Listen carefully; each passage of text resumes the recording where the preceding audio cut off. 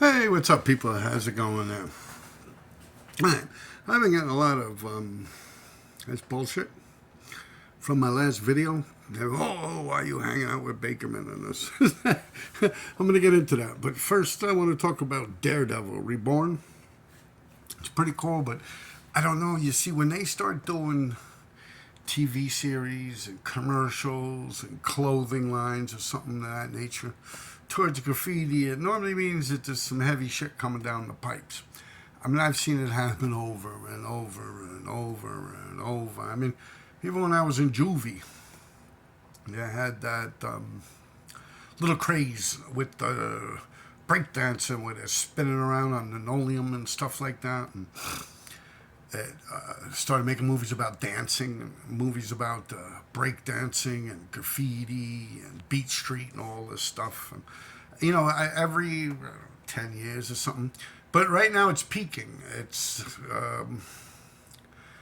become more mainstream, I guess would be the term. The whole graffiti, street art, murals, they were calling it in Daredevil. But it's funny because they got the guys jumping around. It's like, I was dying laughing. I was like, that's like what Revs is trying to portray. Revs, the graffiti writer, what cost. Remember I came up with that term, the, what I call it, serial killer font? Like the way he writes in the tunnels, like he's, or like the bone collector, like the guy with the little holes with the thing over his face and shit. But yeah, like it was funny because this guy in Daredevil, apparently he's a street artist or a graffiti writer. He writes Muse. But they got him like Dalahide. Remember big old Dalahide from Manhunter? Which was also later redone into Red Dragon. With big old Dalahide. He's like, you owe me all. That's what they did with the Daredevil, man. That shit had me dying. Like he's running around killing people and using their blood to make like a mix of a paint that he could do his murals with. But yeah, that shit. Like I'm laughing now, but believe me, normally shit like that means that they're gonna start tightening up the noose. Like it's a little too much in the spotlight, I guess. And even with all the Teslas and Elon Musk with the protesters and the Black Lives Matter, and, all that stuff, it's especially with the Tesla, with Elon Musk, all these people are using like the tools of a graffiti artist or a vandal to fuck with these cars that are electric, and they're setting them on fire and shit, which to me makes no sense at all. I mean, if you really look at this whole thing with these people, their number one thing is global warming, is it now, or climate change? I don't know. It changes every couple. They're like tree huggers, man. These fucking tree huggers out there, man. These Earth first people. Oh yeah, we got to save the Earth. Like these fucking Leonardo DiCaprios that run around on a huge yacht, telling us we got to drive around a little canoe or something, For real. Like, it's crazy, but it's like they're blowing up fucking cars that are like the huge batteries. That shit's fucking, you could see the soot in the smoke, the deep, dark, black soot that is going up into the amazing ozone layer that they have to protect so much. But yet they'll burn a fucking Tesla and blow it up and fucking pollute the air. Like that's like really like when you're starting to talk about burning shit and like battery acid and stuff like that. Yeah, that can't be good, man. I'm just saying. But anyway, when you really reach a peak like that, where now they're starting to make it like homegrown terrorism and stuff, like Timothy McVeigh and them, yeah, that it's gonna get bad, man, for people that are writing graffiti if they get caught writing graffiti. And I mean, especially it's like even if it's on a storefront and gates and stuff. Like I don't think that this could be good. That's all I'm saying. And if history has taught me anything, they're gonna start tightening up the noose. And in a period of time like that, very similar to the Giuliani era. That's when everyone, before that they were out there badasses. Once Giuliani came into town, no, I don't write no more. That's for children. Writing is stupid. Graffiti is stupid. Yeah, it's stupid because you don't want to get caught. Yeah, but that's true. The only motherfuckers that were still out there at that period of time was me and Just. Matter of fact, that's when we actually teamed up and started revving it up and just destroying shit. I'm like, you just got to be careful, man. That shit separates the boys from the men. You See, that's that point in life right there where it's like, yeah, it's a whole different animal. And like 90% of the people just drop off. And I've said that and was somewhat right, kind of right, because I didn't add into my equation how the court systems are working with the, don't lock no one up bullshit that's going on. But I was still pretty right with the, somewhat correct with the pandemic. I said, yeah, you see, once this pandemic's over, these people are all going to fade into nothing. It's like as if they never even existed. And a lot of old school dudes came out and started kicking it up. They saw the writing on the wall and they went for it. And they had since stopped and went back into hibernation, as did maybe 90-something% of the people from the pandemic. Like, all them dudes, man, they ain't out there like that no more. I mean, you still got people out there putting it in, but somewhat. And you see, if the courts were still the courts from what I remembered, I didn't add that into my equation, you would have no one still writing. The city would be right back to how it was before the pandemic, which was really hardly anyone writing. I mean, writing like in the sense that I'm talking about. I'm not talking about someone who's bar hopping and they write with a little Sharpie on a mailbox or some shit. I'm talking about motherfuckers that are setting out to take shit down, And it's far and few already. And I think that this, and just the way the world is moving now, and, all this democratical shit is getting exposed, I believe if history has taught me anything, that we're probably going to wind up getting some serious Republican shit going on in this city of New York pretty soon, especially like Chicago. I mean, Jesus, ain't no one going to vote for a Democrat to get over there the way that shit's going at, like that Boston, And New York, too, like a lot of people are fed up with, like, criminals, like, being more important than the actual people that pay their bills and get up and work every day and pay their taxes. People get tired of that shit and they vote it out. And then you get hit. It's like the pendulum that swings, they always say. So, yeah, we're at that point right now in life where I think, hang in there another year or so, see what happens. But anyway, I find it interesting. It's like I said to guys like Dollahide, like the way they break them down. And they actually have them like interviewing people. He's like, well, I'm a graffiti writer. It's like some dude that thinks he's a girl or something. But not the Dollahide guy. That's some other shit. But yeah, you know what I mean by Dollahide, Manhunter, Red Dragon, Camino Gabrama, baby. Yeah, that shit, man. If you don't know, read the book. Watch the movies. The first one was Manhunter, and then they remade it as Red Dragon. And that's or like the Bone Collector, like the same kind of serial killer shit. Hilarious, man. Hilarious. And, hey, I'm on video here. Bring it back to me if I'm wrong. Let's see how good I am with my little crystal ball. Yeah. All right, now I got another one. I posted this video last week, maybe 7 days ago or something, and it was footage of Bakerman's. Bakerman had videoed of me, something like 10 years ago, and I want to explain to you guys because a lot of people are giving me heat for this thing. I mean, people that are nobodies anyway. I mean, at least I don't believe they're coming at me with the correct information. Like, they're not telling me who they are, so it means nothing to me. But anyway, let me get through this story. Once upon a time, it's story time, okay? Once upon a time. 10 years ago? 2015? Yeah, about 10 years ago. I was at a house party with this girl. And there was this fellow there named Bakerman. All right? Now, he came up to me and, you're RD, this, that. I said, yeah. He says, oh, wow, he's into graffiti. He likes to video graffiti writers. And I was like, oh, sure, man. You can video me wherever the fuck you want. This, that. So we kept in touch through the girl and bumping into him a few other times. Maybe, I think another time for like 20 minutes or something like that he was hanging out. And I happened to be there, too. So now you're talking maybe...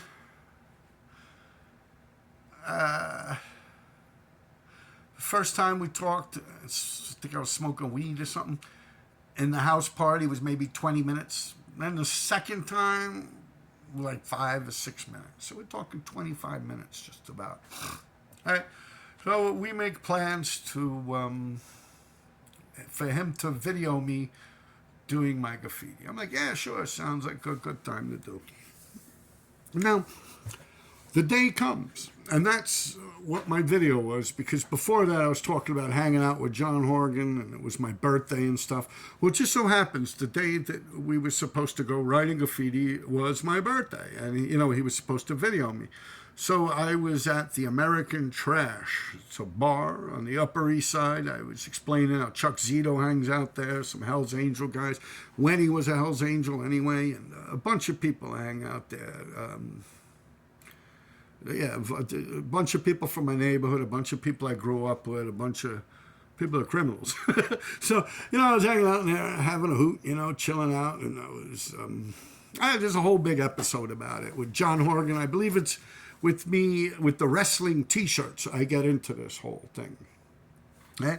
So, when I'm talking about this time with me bootlegging wrestling t-shirts, the reason I made that episode was because people keep asking me, yo, RD, how come you don't use a silk screen? It's so much easier if you use a silk screen. Here, RD, I'll show you how to use a silk screen. Yo, you got a silk screen that time. And every single fucking time, I tell them I am very, very familiar with silk screening. First time I probably ever was involved with silk screening was in a juvenile center, where I was pretty much trained in silk screening. Not on shirts. I was locked up. They're not going to give you free shirts like that. But on paper, I was making posters and stuff like that. I've actually made a poster, like this big creature. I was thinking of the original Thing. Remember that creature in the snow? Not Thing from the Fantastic Four or Man-Thing or Swamp Thing or anything like that. It was called The Thing. It's this big creature that was running around. Well, anyway, I was doing one like that, and I had a big piece of glass coming out. And, you print one color and then doing the next pieces with the other color. And I was trained in silk screening. And this is back in 1983, 1984 or something like that. I was a child. I was barely even a teenager. And I was locked up in a juvenile center up in Westchester, and I was doing that. Then I also had mentioned that Wayne COD. I did shirts for him. I drew up designs when he was with that PNB, Post No Bills, and the shirt of a woman that was hanging with the RD behind her. Just yesterday, someone sent me a picture of that shirt, too.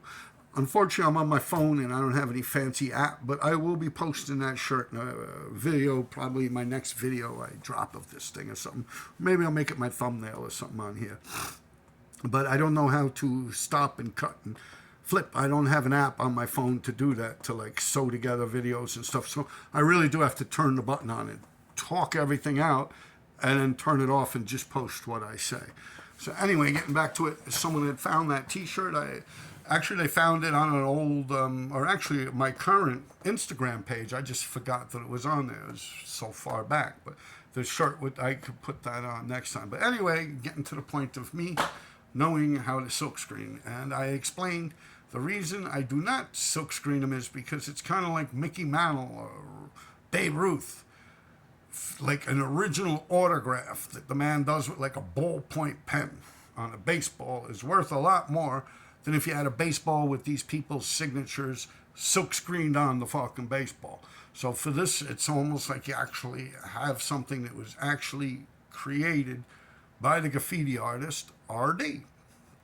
And it glows in the dark. So that is my gimmick. And if you don't like it, don't buy the fucking t-shirt. So anyway, as I'm going through that whole thing with that whole episode, I talk about how I was selling bootlegged t-shirts at Madison Square Garden when wrestling would come to town. And I was doing it with this guy, John Horgan Raw. And in the whole thing, I was explaining on my birthday how we all came outside to take a photograph from American Trash. Got everyone outside, and John Horgan posed in the picture. And then all of a sudden, when I put it on my MySpace or Instagram or whatever the fuck it was back then, he threw a titty attack. And, Next time I saw him, he was pulling out a gun on me, chasing me up the street, trying to shoot me. So I never knew John Horgan to be like that. I always knew him as friendly, loving old John that I grew up with. I've known John since he was like 13, maybe even 12 years old. He's dead now. But yeah, that was weird. He turned into like some hardened criminal or something over the years. And anyway, in me talking about that, I had mentioned that this guy Bakerman has got some pretty cool footage of me. And I didn't even say, I don't know whatever happened to him. You know, I lost touch with him like maybe 10 years ago, I say. Right? Anyway, one of you guys out there, the sleuths that you are, and I'm so thankful for it, you actually found that footage. And you sent it to me, and I realized it was actually by Bakerman, that his Instagram or whatever changed. I got in touch with him, and I says, excuse me, Bakerman, what's up? It's me, RD. How you doing? This, that, blah, blah, blah, blah. Long time no see. Hope all's well. God bless you, and all that bullshit. Then I asked him, I says, can I use this footage? I got a YouTube channel now where I break down my graffiti history. He's like, yeah, sure, you could use it, Rob. Right? So now I used the fucking thing. I put it on there. I'm like, yeah, I'm like a fucking mongoose. You look at that man out there. Yeah, nerves of steel. You know, the whole bullshit. So now I notice in the comments, everyone's like, oh, you could get got, bitch, and this and that. And I'm like, what the fuck are these people talking about? So, you know, I go on there and everyone's like, well, one dude, well, there's a couple of them, but also through my Instagram on fake accounts. And you got people out there threatening me and shit. And one thing I've learned, like I said, I go back pretty far, if not the furthest. Let's not kid anyone. I am the longest lasting illegal graffiti writer probably on this earth. On the planet Earth, okay? Let's be real. On the planet Earth. I've been saying that. How long have I had this channel? 4 years now. And you have not come up with any human being that has been out there as hard and as long as me. That sounds like a cock, right? As hard and as long. But you know what I mean. There's no one out there that was putting in the work I was for the amount of time I was on the face of this fucking earth. And technically still am. Anyway, yeah, with that said, you got this guy Bakerman that had done this footage. I kind of lost my train of thought there. But I know how this whole thing is going to end. Like, I could actually see things like that. And just through history, and if history has taught us anything type mindset, is that these motherfuckers already lost. You know, if you got to come at me, that someone that hasn't met someone in over 10 years, that lost complete touch with them, and you think about it, when I actually did that footage with him on the highway and jumping around, it was like 45 minutes. Like, on my birthday, when I did that, I was with that girl. I was entertaining the company of a woman. And if you look at that video of the wrestling T-shirts that I've done, that girl that's in that thing's friends of mine, and she came home with me. And I'm home, I get a bing on my messages or something like that. I'm like, oh shit, you know, I forgot I'm supposed to write graffiti with this guy Bakerman. So I told the girl, I said, look, I'm sorry, I gotta leave I didn't know her like that, but I trusted her, you know, she's dressed expensive and whatnot. I don't think she's a criminal. And, you know, she is, what's she gonna do? Steal a can of spray paint from me? Raid my refrigerator? You know, there's nothing in my house that's worth anything. So I told her, look, I got to cut out for a couple minutes. I'm so sorry, I know, you know, this and that. And she said, don't worry about it. And I ran out with Bakerman. And for 45 minutes, I did that graffiti. 45 minutes. So now you got like 20-something minutes of me meeting him in that house there. And then me bumping into him, I forget where, maybe one of the graffiti stores or something. We talked for a couple of minutes. And then now 45 minutes. You're like an hour, 10 years ago. So I've known this man for like an hour, 10 years ago. You know? And, you know, I bumped into him, yo, come on, let's do this, that, blah, blah, blah, blah. He's like, yo, you know, you said we're going to meet up. I'm in your neighborhood, this, that. And I said, oh, shit, okay. So I left that girl in my apartment. I ran out. I met the guy. I wrote graffiti with him for 45 minutes, and he videoed it. I went back. Girl was sleeping. You know, a couple of weeks go by or whatever, and he puts the stuff online, and everyone's, oh, shit, that's cool, this, that. And I lost touch with him shortly after that. Never heard from the man again until just the other day. Someone had found that footage online with me and Zimpy. Zimpy was the person I was writing with. And they had forwarded it to me, and I asked Bakerman if he minds me using it. He said, no, not at all. So now I make the video, and I put it on there. And I'm like a mongoose. Look at me. Look at that. Nerves of steel. The whole highway turned into a parking lot. Honking. It's like they're eating popcorn watching me do this graffiti. Balls out. All that bullshit. And people say, oh, yo, this, that. One dude's like threatening my life. And she's like, yo, you could get got. And that's when I started realizing. And then someone, it's almost like this whole situation had happened once before. But anyway, let me finish this thing. Yeah, they're all threatening. Like, I'm actually with my son in my kitchen helping him fix his electric bike. And my phone goes, bing. You know, and there's some dude, yo, you could get got too, bitch. Some guy, Alex something or another.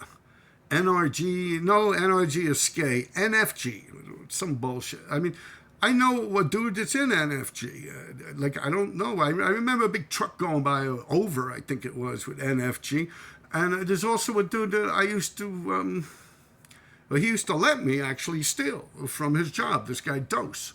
And, you know, I have nothing but the utmost respect for that dude. You know, I like, literally would just like turn his back while I'm boosting shit, you know. And, you know, like art supplies and shit like that. And, you know, I don't know, like, I got no problems with those people. That's what leads me to think that the rabbit hole gets a little deeper.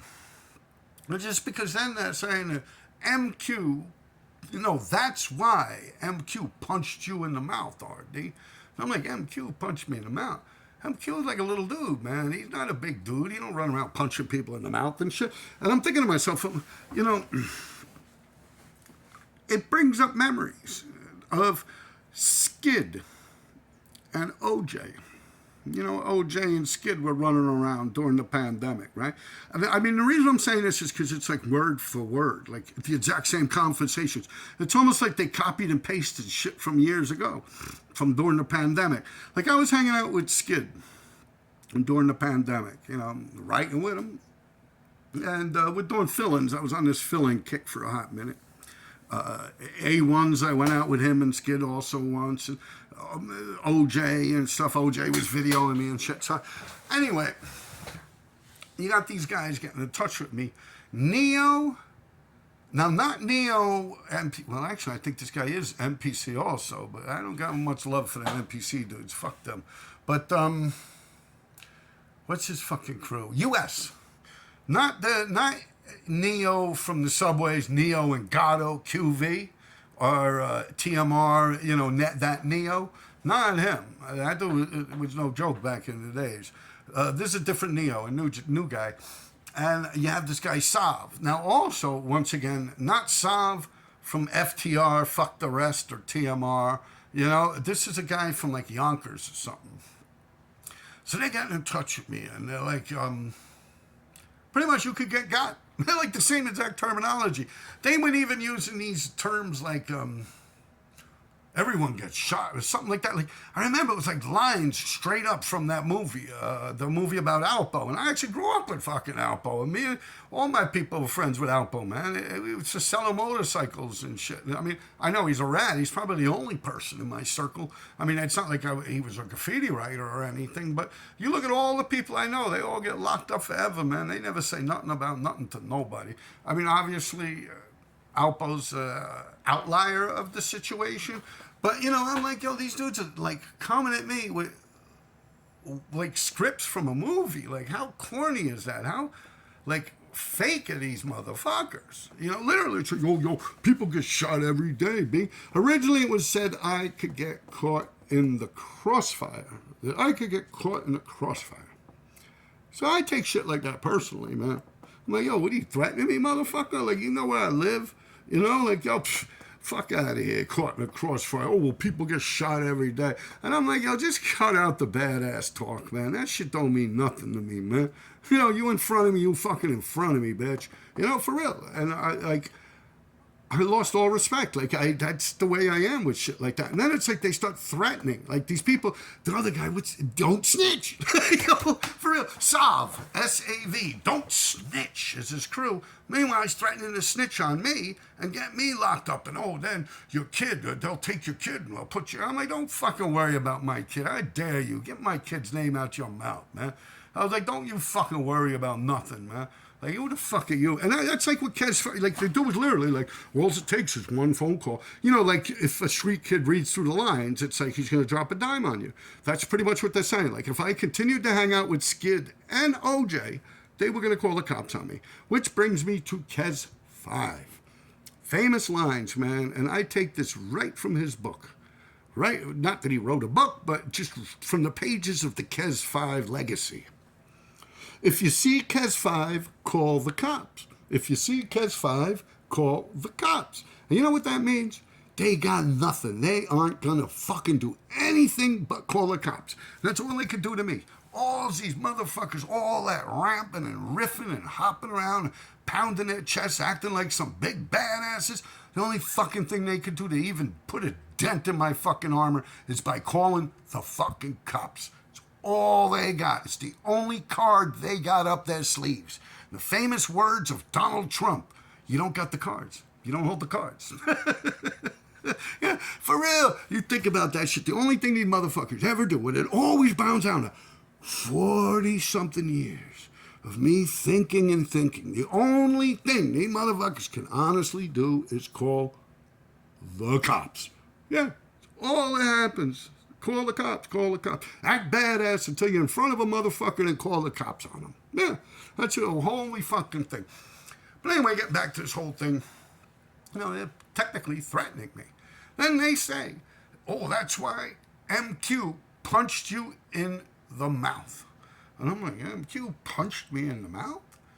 No. I'm like thinking to myself, shit, MQ was sitting on my mattress of my bed that I sleep in like 4 months before that. MQ was in my house, Drake was in my house, Skid was there, Danny Diablo, I believe, was there, and they were sitting on the sofa, on my bed, actually, on my bed, in my bedroom. We went down to the walkway of the FDR Drive, we caught tags, they were videoing us and everything, like 4 months before this guy even said that. So that's why I know it's all bullshit, but that's how these guys are. Like this guy, Savs, is like a millionaire, he's rich, from what I hear, everyone tells me, rich guy, man. Like he paid for Skid to write with him in Germany.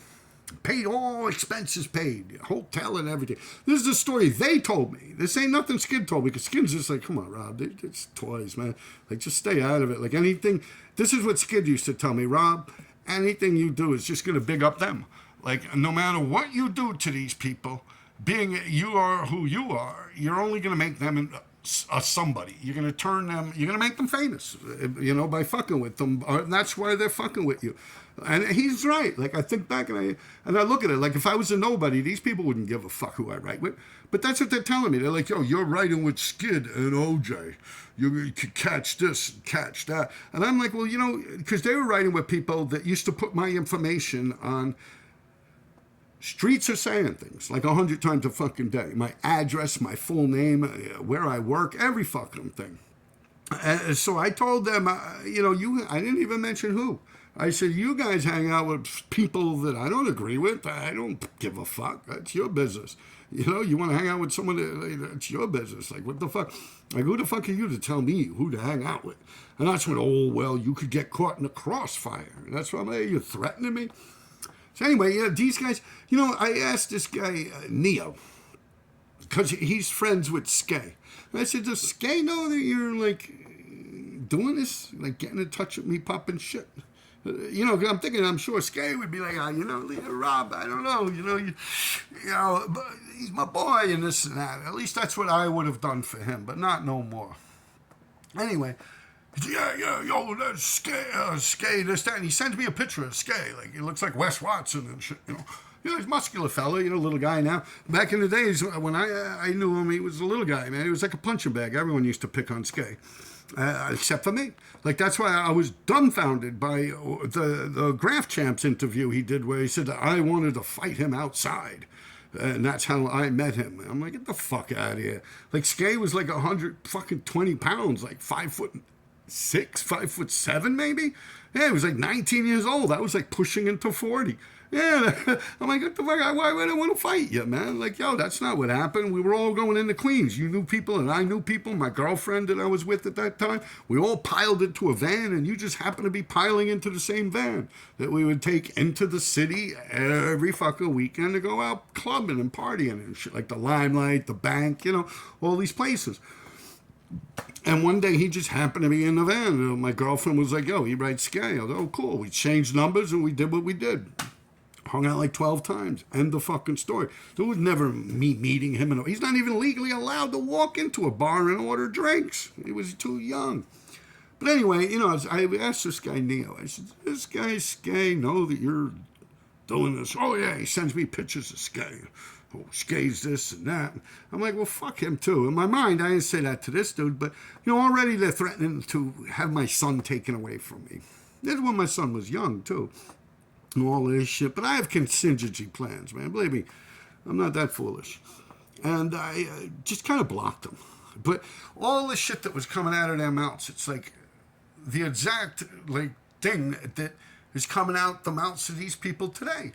Like, honestly, the same people. Some guy, Alex something or another. It's probably a fake name. Alex 420, 429 or some shit like that. Some bullshit. Oh, NFG and NRG or NFG. Or this and that. And I'm like thinking of this guy Dose that like I actually like was cool with. Like, I had no problems with them dudes, man. Like, that dude would literally let me steal. Like, he knew what I was in there doing, man. You know, like he would literally like go on a break. Like, I'd be in there, boom, boom, boom, stealing oil paints from my son and paintbrushes and all types of shit, man. And the dude was mad cool with me. I got nothing but love for that dude, man. And I've seen Overup. I don't know that motherfucker like that. Apparently now, oh, this, that. And I don't give a fuck, man. Fuck all that bullshit. Like, yo, you don't realize, like, I've been out there so long, man. I call you bluffs, man. I call you fucking bluffs, man. But anyway, getting back to Bakerman. You know, after these people started attacking me about the Bakerman footage, I get in touch with Bakerman. And I go, Bakerman, man. And he's like, yo, Rob, man, I'm so sorry, man. You know, this, that. And he's like, it's a long story. And I'm like, dude, I don't even give a fuck, man. The less I know, the better. And he's like, yo, I'm so sorry, Rob. I'm like, dude, why are you apologizing? It's not your fault, man. I asked you. I got in touch with you out of the blue. And I asked you, yo, Bakerman, how's it going, this, that, blah, blah, blah, blah. Do you mind me using this footage? And you agreed. If anything, you did me a favor, Bakerman. And thank you for that. There's no reason for you to apologize to me for anything. If anything at all, it is my fault. It's my fault. I put that footage on there, and I big up and gave him credit. That's what I should have asked Bakerman. Do you mind if I give you a shout out? Do you want me to shout you out so people know where the footage comes from? You know, I never asked him that question. I just put it right on my thing. And if I had asked him that question, he would have probably told me, geez, I don't know, Rob. They're going to be fucking with you, bro. You know, he probably would have told me, yo, this and that. Like, yo, shit, you got a bunch of little bitches. Like, yeah, that's some crazy shit, man. I'm like, you know, why are you apologizing, man? You know, it's what the fuck? You ain't doing nothing wrong. All you did is videoed me 10 years ago, and I put it on my YouTube. Like, it's just, yo. And I'll tell you one other thing I've learned. Like I said, when you see Kes 5, call the cops. One thing I've learned in my life, and even with Neo and Savs, and even before all these people, man, when these motherfuckers were still swimming around in their mother's belly, chewing on their fucking placenta, I was out there, man, and I could go so far back, and it's just like a loop and a loop and a loop. Yeah, it's like having a CD on fucking loop. But yeah, I can tell you honestly, man, when people start getting at you because of the way you look, or the people of this or that, and they start trying to find dirt on people, and they start exposing that shit on the internet, you already lost, man. If you got to stoop to that level, at least in my days, we didn't do shit like that, man. We never did shit like that. I guess that would be the computer shit. You know, if I had beef, I'd be like, all right, I see how that motherfucker coming at me. And that's it. I would just be, all right, let me catch some motherfucker out there. You know, end of story. You know, your mother be so, did that. I'm like, come on, man. Like, I really do, honestly. I swear. I look at someone that comes in like with that type of a tactic. If that is the tactic that these people are going to use, they already lost, man. Because that's not a tactic, man. That's just shit popping because you're angry. And it's like, there's the number one saying out there in the streets, man. You never lick your wounds in battle. Never show weakness. Never show weakness. Never lick your wounds in battle. Yeah, that's a true fucking story. And like I said, this whole thing, I remember it like it was yesterday with Skay. Even with Skay, I could take you through the whole thing with him. People, when he went on that Graph Champs and said that I met him in a bar and I told him, hey, let's step outside and fight, which never happened. Like I said, we met and we were all piling in a van to go into the city to go to clubbing. But even after all that said and done, the last time I saw Skay was pretty much Roosevelt Avenue and 62nd Street or 61st Street. We were doing a huge auto body shop. I remember my shit was like 8 or 9 feet tall, a big RD Blockbuster. Pictures still floating around out there. I could probably dig it up one day and put them on. But I was actually standing on the top of a phone booth to finish my shit. And as I'm doing that, some short guy, muscular looking dude wearing a wife beater that was different colors, almost like Nightmare on Elm Street, like it had stripes that was going across it, like Freddy Krueger, but it was a wife beater, and he had little biceps and stuff. It looked like he exercises and shit. It's kind of like a Spanish complexion, shaved head, goatee, mustache, this point. And he wrote EARIS, with Ghost RIS. So anyway, he walks up to Skay. I was talking to him. So I come around the corner, and he's like, you write? And I was like, yeah, I write RD 357. I mean, I'm doing something that's fucking 8 feet tall. Like, hello? I'm almost done with the fucking thing. So I'm like, I write RD 357. He's like, my man, Ghost is. I was like, man, that shit was during the train era. I said, I got no problems with Ghost. We squashed that shit, which we did. Like when he tried to mace me and I pulled out a saw and he didn't want to fight me. And it was Lace. And then Lace actually did that RD piece. So yeah, there's proof documented that beef was squashed. And I told him, I got no problems with that dude, man. So still didn't keep my eye off the ball. I realized that I'm in this guy's neighborhood, especially after he said that he lives right around the corner. He had a little thank you bag on him, like from a grocery store or something. And he's like, oh, wow, this, that. And, just talking to normal bullshit with graffiti. So now he does this a silver outline and fills it in. Silver paint. The E and the A. He's like, I'll be right back. Let this shit dry. He's like, I'm going to come back. I'll throw an outline on it. So Skay was jocking the dude. Swinging off this dude's nut hair like a motherfucker. Like it was his favorite writer. Like, because Skay was from that neighborhood. So he was highly influenced by this guy and ghosting him, He's like, I'll be right back. Break side's like, I live right around the corner. My girl's going to have a heart attack. I was supposed to be home a half hour ago. I just ran out to the grocery store. Here I am, bullshit with you. Let me just drop this off and I'll come right back. I'm like, at this point, I'm over there. I don't give a fuck about no EA. So I went back around the corner to my thing. And my mind, I started thinking, he's probably going to run this I think about me and my people. So I'm like, all right, he's either going to a park right now where everyone is hanging out that writes graffiti. They're probably drinking 40s and shit like that. Or some stoop or like a neighborhood bar or something where everyone's hanging out. And he's probably going to get a bunch of people here to beat the shit out of me. So, I'm keeping on my eyes. I'm like, let me keep aware of shit. It's EARIS. So I'm like, let me hurry up. So I start banging my shit out real quick, right? So I'm like, all right, I'm done.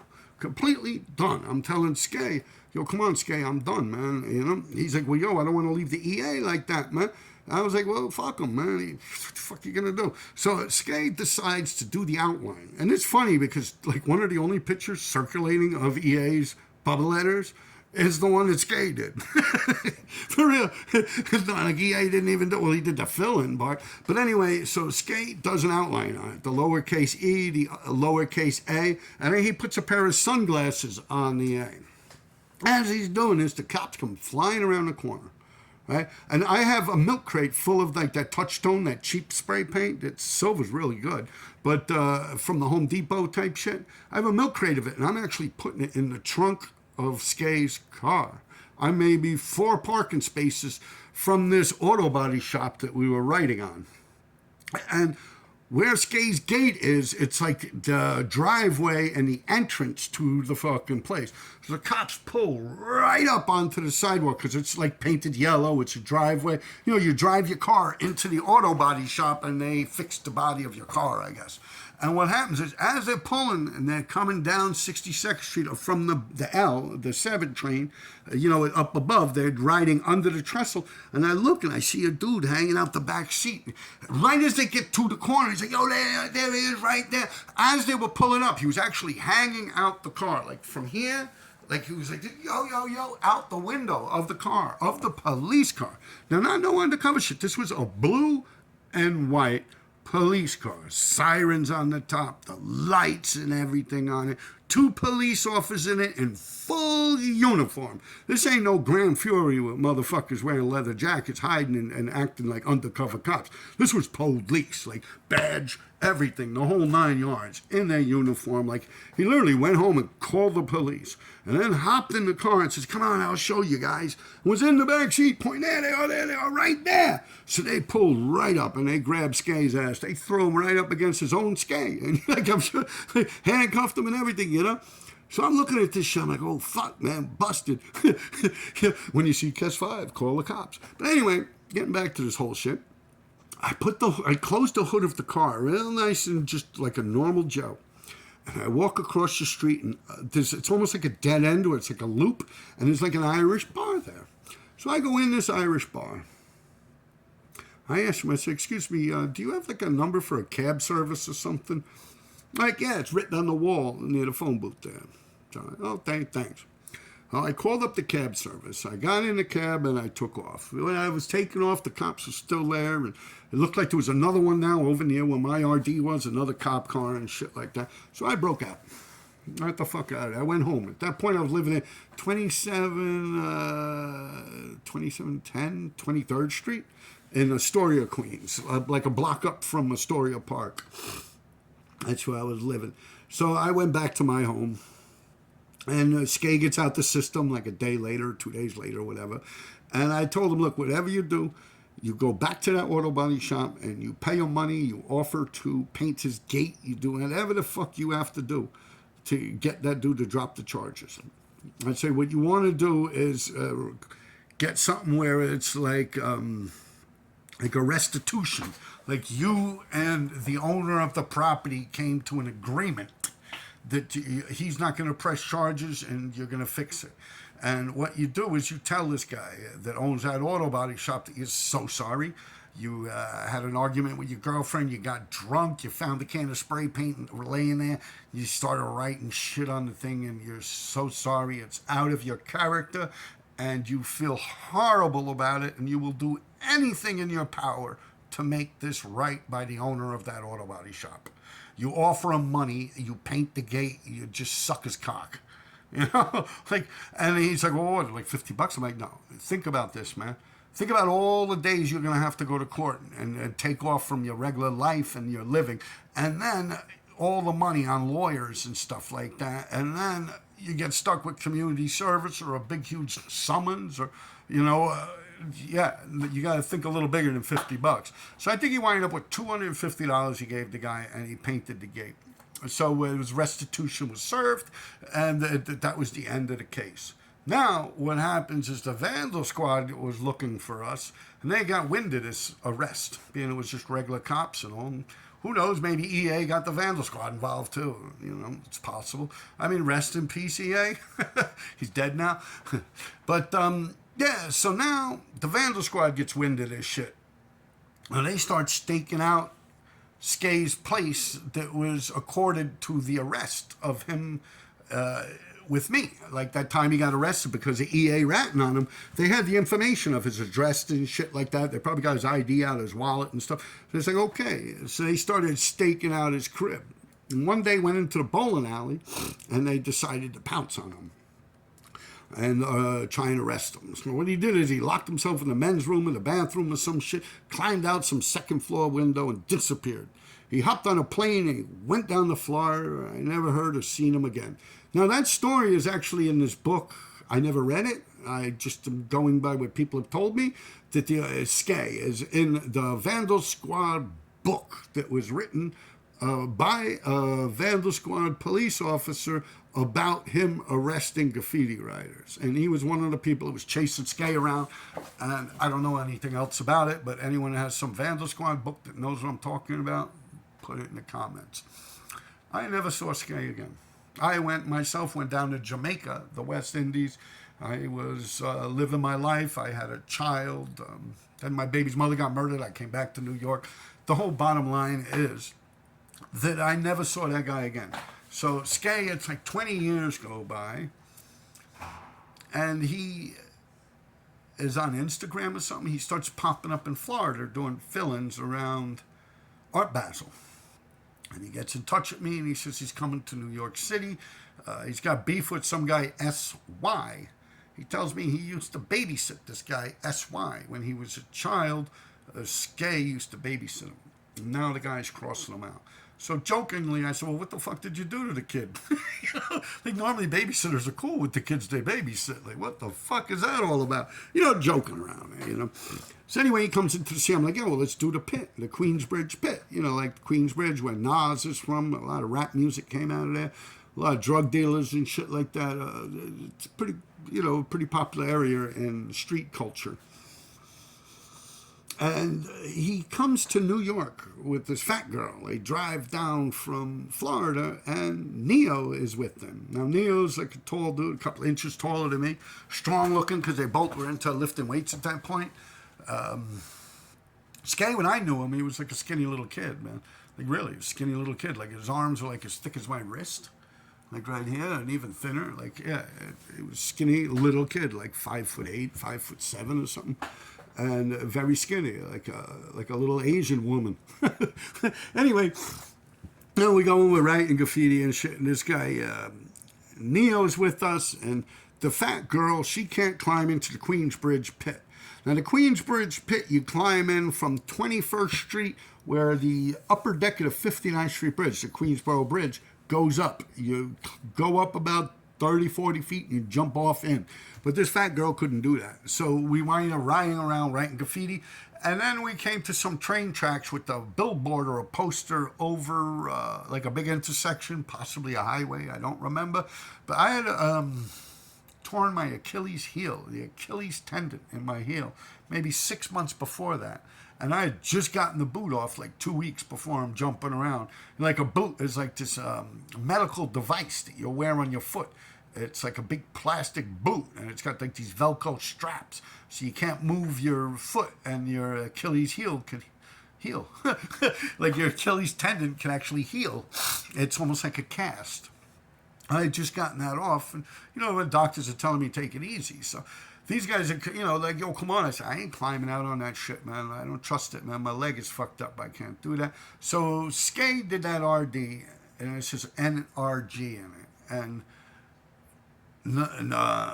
Neo, he did one, and Skay did one, and the Neo and the Skay got crossed out, I think, by that SY guy. And so then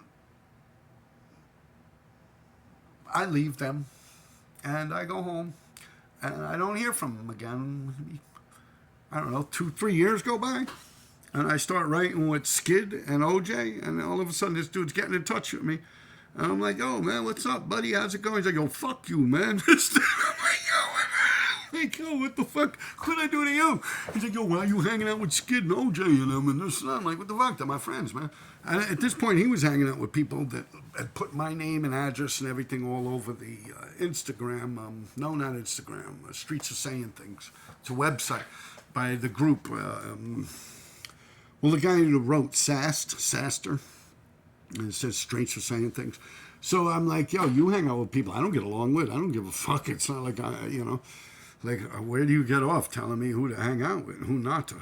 So, yo, you just, I started popping all this shit, talking about me getting caught in a crossfire. I'm like, what the fuck? You threatening my life, man? You know, and that's when they actually started all that shit. No, man, you wouldn't want someone to call the cops, man. You get your kid taken away and this and that and blah, blah, blah, blah. And like I say, when you see Kids 5, call the cops. Like, that's all these people got, man. That's all they could ever fucking do is call the fucking cops. But the funny thing about this guy Savs, he actually writes, don't snitch. Yeah, his crew is called, don't snitch. But it should be, don't snitch unless it's RD. Yeah, that is the craziest fucking thing ever. So anyway, they're hanging out and going through their little bullshit. They're crossing out Skid and this and that. And I'm upset, you know, at the way these people talk to me. But Skid's like, yo, Rob, man, just stay out of it, man. These people are trying to get fame off of you, man. Like they're nobodies, man.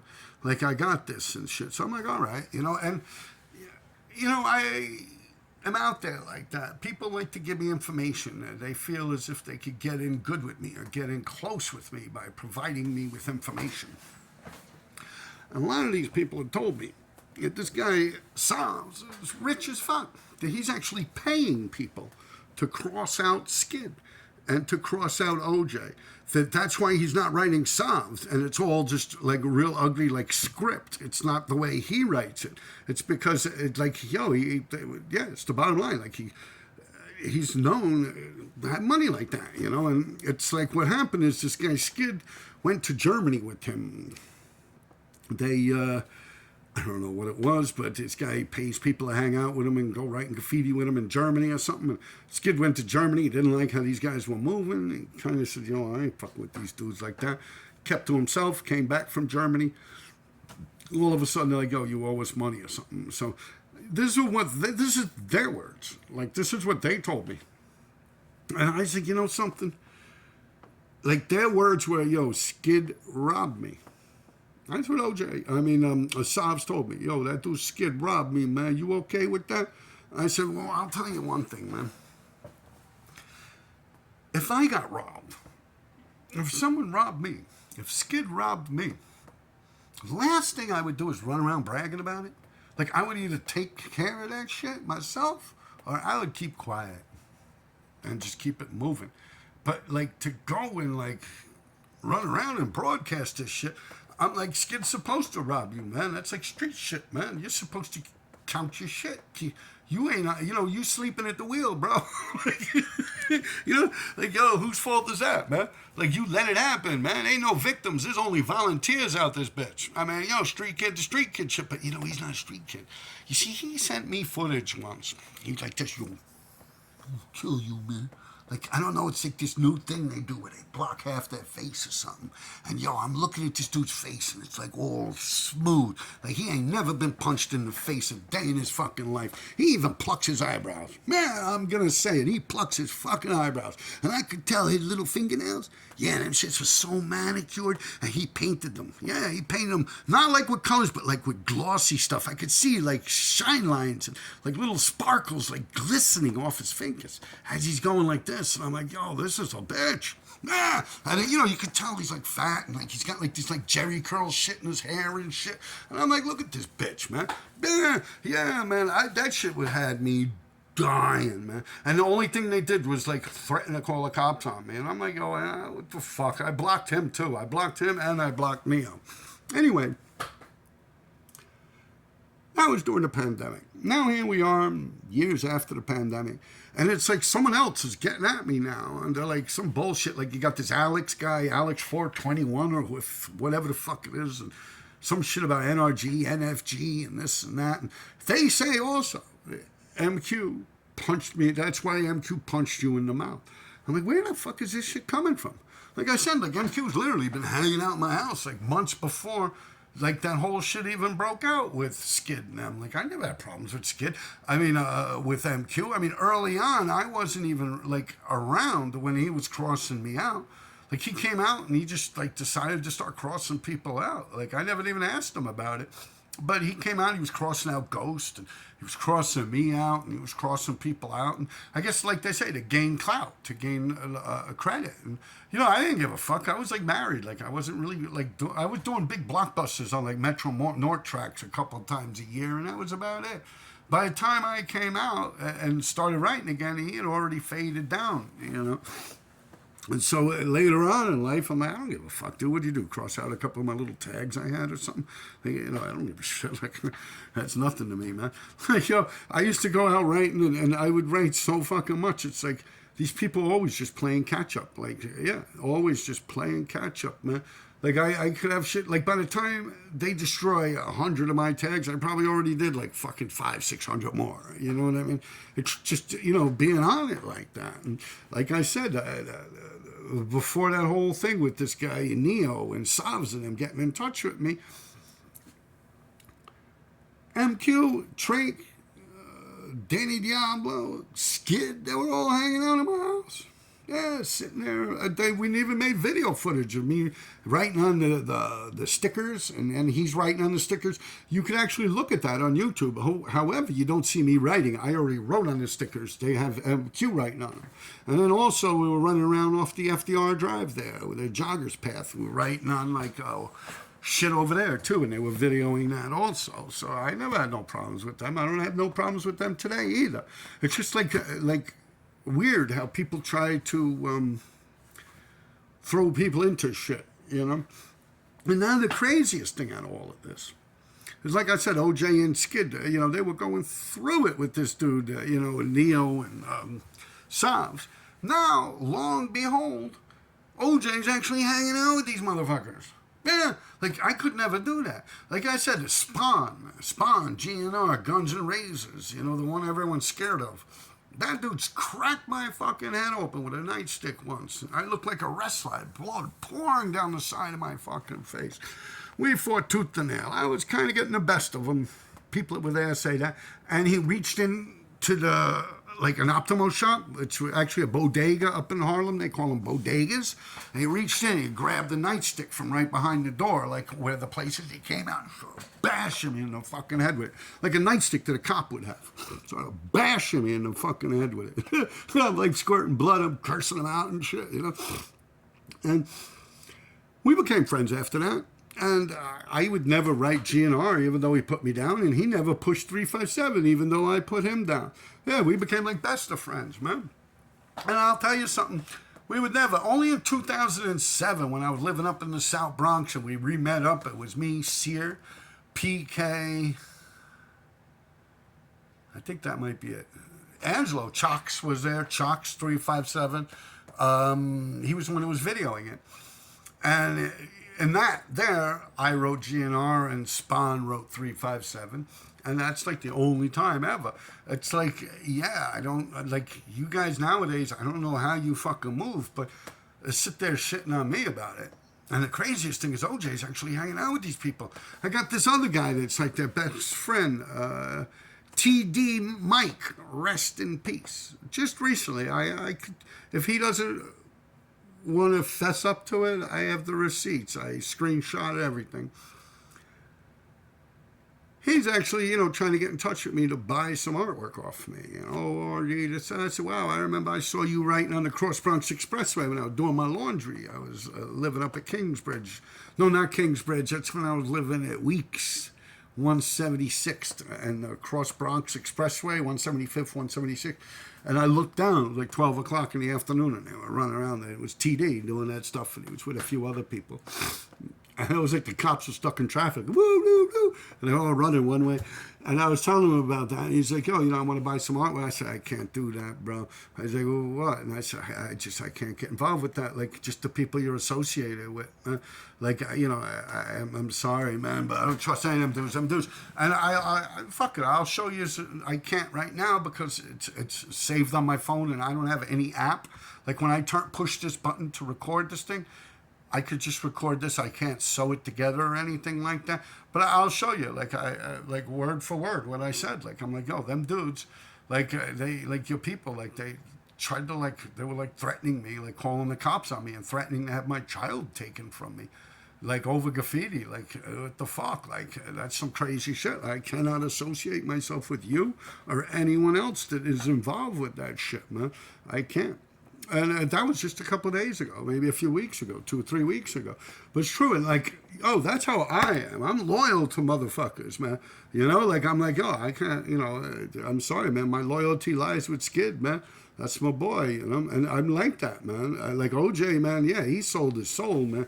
That, like, I could never look at that dude the same. I wish not to know OJ at this point. Yeah, that's like, wow, man, that's mind blowing shit. Like these people would do all that shit to him, and then he would turn around. And like I said, that guy Sobs, he has a lot of money. He was paying people. These people told me what shit they've crossed out that Sobs paid them for. Like Sobs was paying people. Like I forget what it is. Like you get 10 tags or something. It's like $50 or $100 or something like that. Like fill-ins if you cross them out and shit. Like he actually had like a tally. Like if you cross out, I was like thinking to myself, shit, I'll cross Skid out for that money. But you know, I'm loyal, man. You know, just joking around and shit. But yo, that's how that dude was rolling. That's why you never saw like this his style over Skid. It's like everyone else. And some of these people are actually good friends with Skid. They're like taking that money and shit.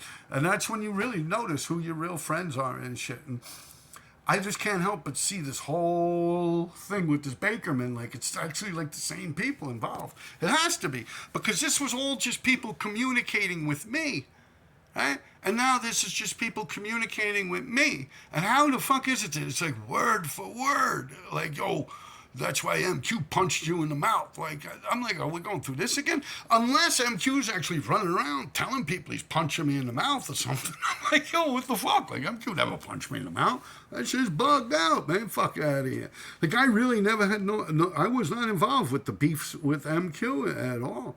Yeah, I don't think anyone can even show me a picture of me over him. I'm sure it happened, but yeah, that was more like D3 and them and Kid One, rest in peace, and them that were fucking with MQ. Like, I had nothing to do with that shit. I wasn't even around at that point. Like, he was calling D3's house. He got the number from this girl, Erin. At least that's what these guys told me later on in life. He got the number from Erin, which was Led Zepp's sister. And they were calling Led Zepp 357. And they were calling D3's house. Like, JJ's in his grave. JJ, you know, after John, JJ had died. And, you know, that was the shit that MQ was doing. But I don't know, like, I never resulted to that shit. You can even ask JA if he's willing to be truthful. Have I ever went to his house? Have I ever wrote on his door? No, that was my people. That was my people. I would never do that. As a matter of fact, when J.A. moved out of California, and if he's an honest person, he'll tell you, when he moved to California, I stopped crossing him out. I saw no more competition there. I honestly saw no reason to move forward on a man that can't defend himself. Because that's what it, you see, I don't think you guys really, that's why I look at these people like, oh, a bunch of fly-by-night little bitches. Because you really don't take this shit seriously. You see what it is, you know, your pride and your ego. And it's like you don't want to lose, so you cut corners. And then when you get caught and called out for cutting the corners, you hate the people that catch you rather than the fact that you cheated on the game. You know? Yeah, that's what it comes down to. It's like not everyone could be a bad guy, and it's okay. It's okay. You have another place on this earth. You know what I'm saying? We all don't got to run around being RD. But goddamn, man, y'all got to get off my dick with that shit, man. I got nothing to fucking do with any of them fucking people. I could give a rat's ass about them, to be truthful with you. They're all there threatening my fucking life. You come at me, man. I'll chew half your fucking face off. I'm a mongoose, bitch. Yeah, I'll bite a fucking hamburger-sized chunk of fucking meat off your face, man. You don't know me like that, man. Fuck out of here with that shit. Suck my dick.